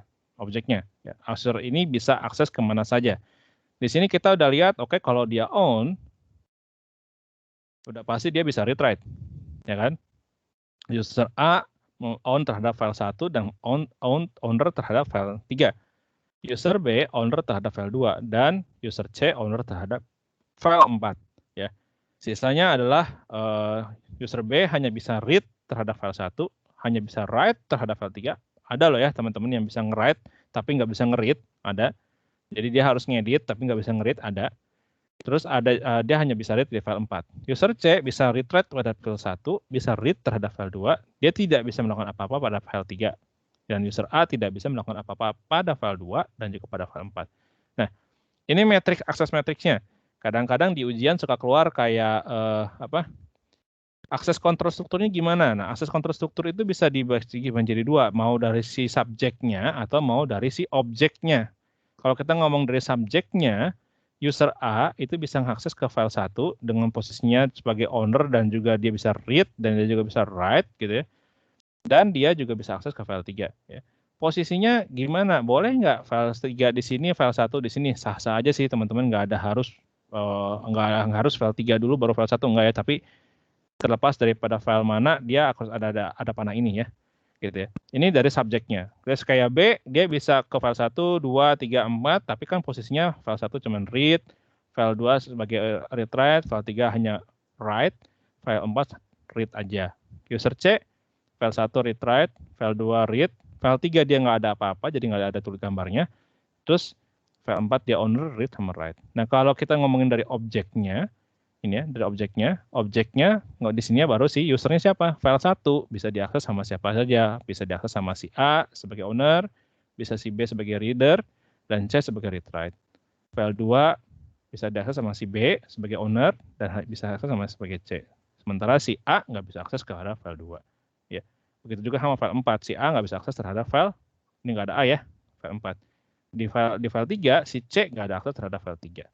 Nah, jadi kalau kita ngomongin akses kontrol struktur, itu bisa dilihat dari usernya, subjeknya, atau dari objeknya. Biasanya yang keluar tuh ujian ini ya, gambarin akses kontrol struktur berdasarkan objeknya dari matriks ini ya, kurang lebih keluarnya itu.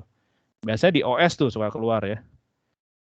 Pertanyaan diajarinnya di computer security, tapi nanti keluarnya kadang-kadang di operating system, soal gitu ya.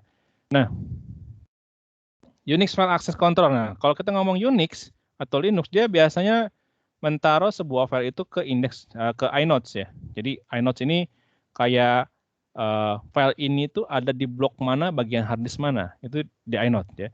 Nah, biasa satu file pasti cuma punya satu inodes ya. File attribute permission and control information store in inodes. Siapa yang boleh hak akses kontrol nulis itu ada di inodes ya. On the disk there is a inode table or inode list and contain the inode of all the file in the system ya. Jadi dia menyimpan listnya. File ini tuh ada di inode mana. When a file is open in its inode is brought into the memory. Jadi satu kumpulan blok tadi, inodes itu kan bisa terdiri dari beberapa blok hard disk ya. Itu dibawa ke main memory untuk diproses filenya ya. Directory struktur directory strukturnya gimana? May contain file and others directory ya, kayak Windows lah ya. Windows itu kan bisa ada file dan juga bisa ada lagi folder, subfolder ya. Content file name plus pointer to associate inode. Jadi setiap file name pasti ada point ke satu ya. Dia setiap active inode associate with exactly one file. Satu inode tuh pasti ada pointing ke satu file. Kalau sampai filenya dihapus, inode-nya by default akan hilang juga. Tapi kalau misalnya inode-nya dihapus, filenya masih ada, biasanya nggak, masih hilang juga. Ya, kurang lebih itu ya. Nah, kalau ngomong struktur tadi, security-nya inode-nya tadi, si Unix itu, kalau Unix itu ada ini nih, ya. Dia ada usernya siapa, yang 3 awal pertama, ya. Terus dia ada grupnya siapa, yang 3 tengah. Dan dia ada others 3 terakhir. Nah, dia di sini ada RWX ya. R, W sama X. R itu dari read, W itu write, dan X itu dari execute. Ya, execute. Jadi kalau misalnya kita punya file .sh di Unix gitu ya, dan di sini usernya punya siapa gitu ya, itu dia bisa ngapain? Kalau user tuh di sini. Oh, dia bisa read-write tapi nggak bisa execute, maka dia nggak bisa di-execute. Dia cuma bisa diganti, bisa diedit, tapi nggak bisa di-execute. Mungkin, coba ya, saya coba gambarin ya. Bisa ini, bentar ya, saya harus VPN. Oh, udah VPN. Coba kita gambarkan ya. Kalau nggak ngelihat, soalnya biasanya saya punya mainan di mana ya? Nah, ini boleh lah.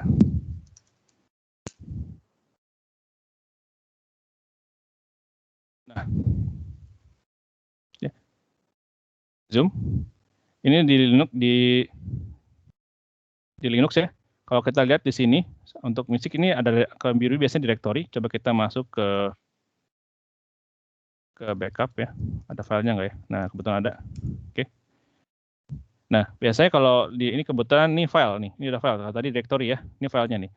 Nah, di sini kita bisa lihat yang RW pertama tadi ini owner. Usernya siapa? Usernya adalah si Oracle. Ya. Yang RW ketiga ini R-min itu adalah grup. Grupnya siapa? Grupnya adalah si oinstall. Ya. Di luar Oracle dan oinstall, maka disebutnya adalah ke others ini. Ya. Others bisa read, kayak bisa write, kayak bisa execute. Nah, kalau misalnya di sini ada RW, maka file yang ini tuh cuma bisa di-read dan bisa di-write, tapi tidak bisa di-execute. Jadi kalau misalnya kita mau execute dia dan di dalamnya ada script, di dalamnya kita mau running dia, nggak bisa. By OS dia bilang, ini security-nya nggak matching, maka di-reject, nggak boleh execute. Gitu ya. Ini kebetulan ini ada sampelnya nih. Lebih enak daripada kalau ngeliat tadi, soalnya kayaknya menggambarkannya lebih susah.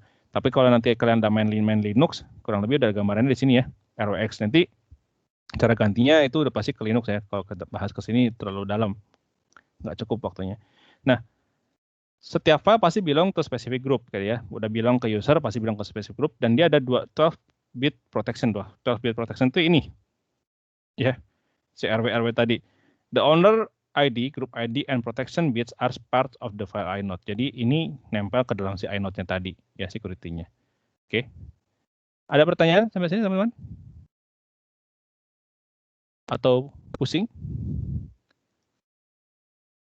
Ini harusnya sama ya kayak tadi, nggak beda jauh. Nah, tapi di dalam setiap Unix biasanya ada ini nih, super user. Super user ini siapa sih? Root ya biasanya. Super user itu secara sistem wide dia bisa merubah file tadi. Kalau tadi file tadi misalnya tadi ownernya ada si Oracle, saya bisa aja ngerubah jadi menjadi si root gitu menggunakan aksesnya root. Setelah saya rubah menjadi aksesnya root, by default si Oracle nggak bisa punya akses terhadap itu lagi. Kayak gitu ya. Nah ini masih sama penjelasan yang tadi, saya akan bahas lagi. Nah, kalau kita ngomongin roles, ya kita ada resource di sini, ada database, ada file gitu ya. Kalau kita ngomongin roles, nah roles itu kan user itu bisa ini user ini roles-nya sebagai apa? Ya. Nah biasanya di aplikasi kan waktu kita masuk ke tadi ya, oh role 1 ini student, ini lecturer, yang ini adminnya. Adminnya mungkin bisa akses ke banyak, ketiga. Tapi si lecturer cuma bisa akses ke 2. Si student cuma bisa akses ke sini. Kurang lebih kayak gitu ya. Dia udah, jadi role itu biasanya di-define di level aplikasi untuk menentukan siapa bisa akses apa. Ini cuman use-based access control. Kurang lebih biasanya kita bikin matriks seperti ini. Biasanya. Ya. Kayak kalau misalnya dia berupa file ya, dia siapa yang bisa write, siapa yang bisa read, dan so on ini metrik sebutnya RBAC ya, role based access control ya. RBAC itu role based access control. Kalau kita ngomongin hierarkinya kurang lebih seperti ini ya. Jadi kalau kita ngomongin direktur, dia bisa akses ke file yang dimiliki sama si project leader 1 dan dia juga bisa akses file yang dimiliki sama project leader 2. Tapi seorang project leader 1 hanya bisa mengakses tim di bawahnya. Seorang project 2 hanya bisa mengakses tim di bawahnya. Contohnya apa? Ya kayak Teams lah. Ya. Ini tim 1, ini tim 2 gitu ya. Tapi ini bos kita terdata dari dua tim yang berbeda ya. Dia bisa akses ke semuanya. Sekarang kayak gitu ya. Tapi seorang engineering departemen, karena dia part dari engineer 1 dan juga part dari engineer 2, dia bisa melihat keduanya juga. Kurang lebih kayak gitu. Ya. Ini based on role hierarkinya. Nah, kalau kita ngomong RBAC tadi role based access control, constraint-nya apa ya? Dia mutually exclusive role. A user can only be assigned to one role in the set. Ya. Any permission can be granted to only one role in set. Nah, kalau kita benar-benar memahami cuma satu RBAC ya, hanya satu user hanya bisa assign satu role. Begitu kita bilang kayak tadi, gimana kalau saya sebagai student dan saya juga sebagai lecturer gitu ya. Ini kebetulan saya kebuka ke Binus Maya. Binus Maya itu yang punya regular. Saya juga sebagai dosen dan saya juga sebagai lecturer. Saya juga pernah menjadi student di Binus gitu ya. Nah, makanya di sini saya harus memisahkan ya. Saya mau login ini sebagai apa? Ya, mau sebagai staff, mau sebagai student, mau sebagai lecturer. Begitu saya bilang lecturer kan menurut saya banyak ya. Ada learningnya saya bisa lihat teaching affiliate ini ngomongnya teaching. Tapi kalau misalnya saya nggak masuk sebagai S2, dosen udah lama ya. Di sini saya menunya tentu saja berbeda ya kan. Learningnya di sini saya cuma akan ngomongnya class schedule ya kan. Berbeda menunya, role-nya berbeda. Saya harus change role. Saat ketika saya memiliki 2 role yang berbeda, maka saya harus change role-nya tersebut karena role-nya saya berbeda antara saya student dan saya lecturer itu berbeda role-nya. Data yang saya bisa lihat sebagai student dan data yang saya bisa lihat sebagai lecturer itu berbeda, ya kan? Nah, kita harus define dia. Kalau kita sampai ada orang seperti itu, ya dia harus change role gitu. Kalau kita mix keduanya, kita security-nya nanti jadi rancu, ya kan? Cardinality, setting a maximum number with respect to roles, ya. Boleh berapa banyak user memiliki role tersebut, ya kan? Apakah boleh lebih dari 4 misalnya atau cuma boleh 2? Nah, itu constraint-nya lagi. Prerequisite role dictate that as user can only be assigned to a particular role if it already assigned to some other specific role. Kalau dia misalnya dia misalnya mau ngelihat apa tadi engineering gitu ya. Dia mau lihat engineering ya. Dia mau lihat engineering ini, tapi dia harus ada di engineering departemen. Kalau dia tidak ada di sini, maka dia tidak bisa lihat ke sini, kayak misalkan kayak gitu. Ya. Kurang lebih dia ada role-nya lagi nih. Role ini harus di-add dulu baru dia bisa ke sini. Kalau yang langsung di-add ke sini, maka by default ini akan di reject karena ininya nggak ada kayak gitu ya. Itu constraint-nya role base ya. Kalau kita menggunakan tadi kan role base, kalau kita menggunakan attribute base gimana? Kalau kita menggunakan attribute base can be defined authorize that express condition on property of both of the resource and subject ya. Kita ngomongin resource sama subjeknya apa? Strength is flexibility ya, tentu aja. Kalau kita ngomongin flexibility dia akan lebih enak karena resource mana mau diakses sama siapa, ya kan? Jadi begitu saya ngomong lecturer, semua yang menu lecturer saya kasihin ke subjeknya ini, ya kan? Kebetulan biasanya mainnya role base ya, bukan atribut. Jadi saya nggak punya demo terhadap atribut base nih. Ya. Tapi kalau kita, jadi waktu kita desain aplikasi kita harus tentuin kita mau main atribut base atau kita mau main role base. Ya. Tergantung lagi nanti balik lagi ke impact-nya apa. Ketika kita mainin simulasinya, mainin matriksnya, terus impact-nya mana yang lebih gampang di-maintain sama kalian. Ya. Maintain obstacle to its adoption Israel system has been concerned about the performance impact. Nah, kalau terlalu banyak atributnya, ya, terlalu banyak atributnya, biasanya impact-nya ke sini, performance ya. Karena kita harus predik lagi, kapan kita mau, apakah ini kita cocok main atribut, kalau misalnya performance-nya, karena kan seakan-akan rata-rata kalau kita ngomongin buka menunya, di looping lagi gitu kan ya. Kalau terlalu banyak atribut juga nggak baik gitu ya. Web service has been a pioneer teknologi ya. Jadi ini biasanya mainnya web services untuk kalau kita ngomongin atribut ya. Terus there is considerable interest in applying the model. Nah, ini biasanya ngomongin di cloud service. Oh iya benar. Jadi kalau kita ngomongin cloud service, contohnya saya punya Azure ya. Di Azure itu ada banyak objek ya, ada banyak objek. Nah, di setiap objek ini kita menentukan siapa bisa akses apa. Ya, di sini ada IAM-nya. Nah, ini atribut base-nya. Ya. Si user nanti, nah ini ada bisa by role, mau bisa by tadi, saya mau spesifik by object gitu. Ini bisa nih di si cloud ini bisa macam-macam ya. Saya mau by role, kalau mau by role saya tentuin aja, masukin saya sebagai apa. Tapi kalau saya mau spesifik di dalam resource-nya ini kan resource ada beberapa item ya. Di dalam itemnya ini saya mau spesifik lagi. Mau tambah lagi ya aksesnya ini saya mau tambahin lagi buat orang tertentu hanya bisa ke sini aja, itu bisa gitu ya. Nah itu by attribute ya. Biasanya cloud services mainnya udah atribut. Oke.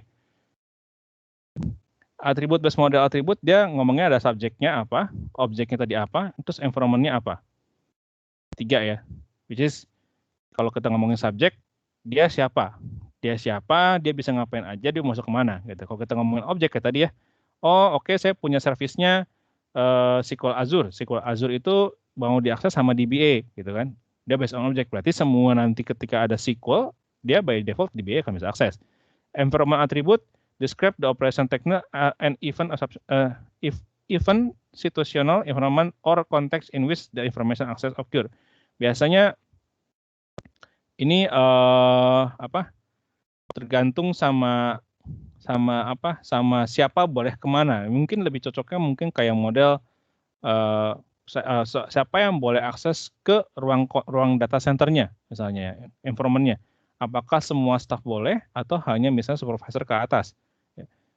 Terus kita menentukannya based on apa? Oh, karena ruangan ini dia high risk, yang ini hanya level manager ke atas. Yang ruangan panel maksudnya tidak boleh dimasuki sama staff. Tapi staffnya bisa masuk ke ruang servernya, tapi tidak boleh sampai ke panel misalnya ya. Environment-nya seperti apa, gitu ya. Nah, ini contohnya ABS skenario. Kita ngomongin di sini ada user mau akses, dia ada akses control mechanism-nya, dia mau kemana, gitu ya. Kalau kita ngomongin subject attribute, ya ada clearance-nya, affiliation-nya siapa. Kalau kita ngomongin objeknya, ada type-nya, dia owner atau bukan, gitu ya. Kalau kita environmental, dia lagi kondisinya seperti apa, gitu ya. Atau ya kalau kita ngomongin kita mungkin siapa tahu Juni ini sudah masuk ke kampus ya kan, sebelum dia masuk kita lihat oke, suhunya gimana kata dia, temperaturnya apa, apakah misalnya kalau ke ruang server saat ini kondisi tubuhnya ruang servernya lagi panas nggak, kalau nggak panas ya nggak, berarti nggak masalah, nggak berbahaya terhadap tubuh misalnya. Kalau udah oke, baru dia boleh di permit. Kalau enggak ya udah dia deny gitu ya. Oke. Sampai sini ada pertanyaan teman-teman?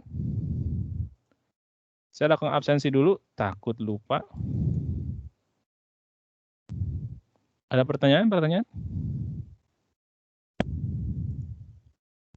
Pak mau tanya, yang mengenai hierarki itu hanya cuma view doang atau view dan role atau hanya role saja, Pak? Yang tadi. View dan role, maksudnya view dan role itu, oke. Saya boleh dijelasin maksud definisi view-nya dulu nggak? View di situ apa tuh? Tadi kan misalkan kalau dia departemen apa itu dia cuma bisa ada engineer atau apa itu, engineer itu merupakan view atau role, Pak? Engineer di sini semukakan role seharusnya sih. Kan dia kalau kita balik lagi ke hierarki ya. Kalau kita balik lagi di sini adalah role hierarki. Jadi si engineer di sini merupakan role gitu. Engineer departemen sini juga merupakan role. Dia bisa lebih dari satu role juga nggak, Pak, itu? Nah, bisa. Kayak ketika dia bisa, akan tetapi environment-nya nggak gabung kan. Kayak tadi kan si Binus Maya kan. Waktu saya mau masuk sebagai student, terus saya dari student, saya mau jadi ke dosen nih. Nggak bisa mix. Saya harus change role dulu. Karena kalau enggak nanti kita secara kayak gini, saya dari engineer 1 nih, saya mau masuk ke engineer 2. Bisa nggak? Bisa, tapi saya harus change role dulu dari dia ke dia gitu. Supaya yang ada di sini tuh nggak mix. Kalau enggak, apa yang kita punya di sini, mix sama di sini, kacau nanti. Kebayang nggak? Oke. Iya, kebayang, Pak. Kebayang nggak? Makanya kalau udah main role based, biasanya kita ada change role di depannya. Kayak di saya tuh ada change role. Atau kalau aplikasi-aplikasi lain tuh, dia ada kayak sebelum masuk tuh ditanya, kamu mau masuk sebagai role yang mana, kayak gitu loh. Karena nggak menutup kemungkinan nanti di perusahaan itu misalnya kita ada finance ya. Tapi ada manajernya rangkap nih, dia manajer finance dan juga sebagai accounting dia juga manajer procurement.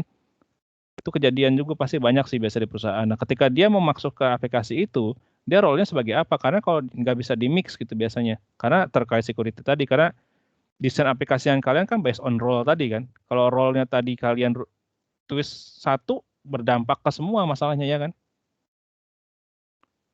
Contoh, Iya, Pak.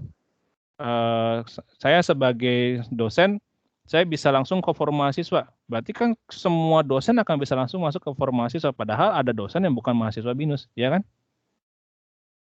Gitu. Betul, Pak. Kebayang ya? Ada lagi pertanyaan? Bayang, Pak. Makasih, Pak. Ada lagi pertanyaan?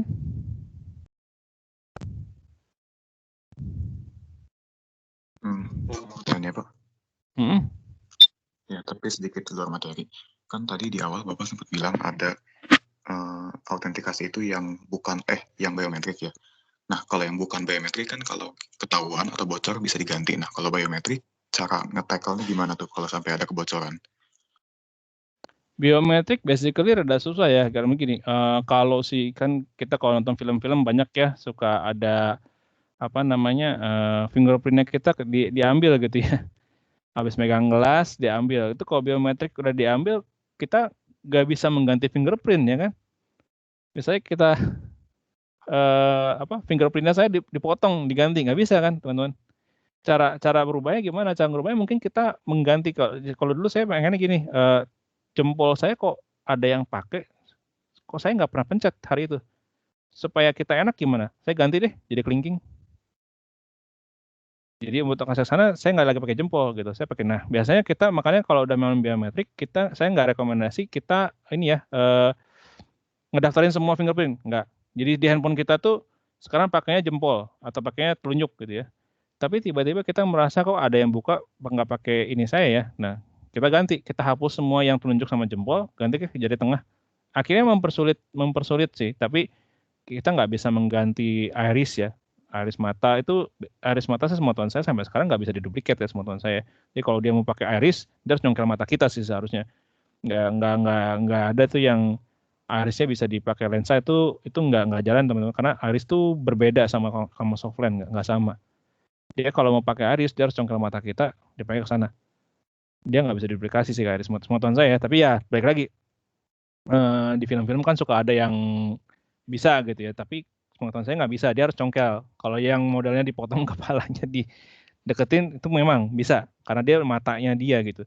Tapi kalau diduplikasi iris biasanya nggak bisa. Kalau fingerprint masih possible, namanya fingerprint itu memang bisa. Tapi kalau udah kejadian ya ganti. Jangan daftarin semua jari gitu ya. Kalau sekarang daftarin jempol, sampai ada kecurian ya ganti telunjuk. Itu udah mempersulit sih harusnya ya. Semoga menjawab. Ada lagi pertanyaan atau menjawab gak ya? Oke, cukup Pak. Kasih Pak. Ada lagi pertanyaan dari teman-teman yang lain?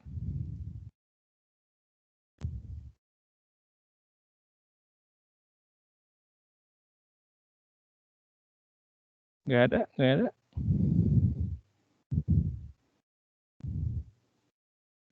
Kalau nggak ada, nanti assignment saya akan upload diusahakan sore ini. Oh ya, jangan lupa yang belum mengerjakan assignment ya, coba saya cek.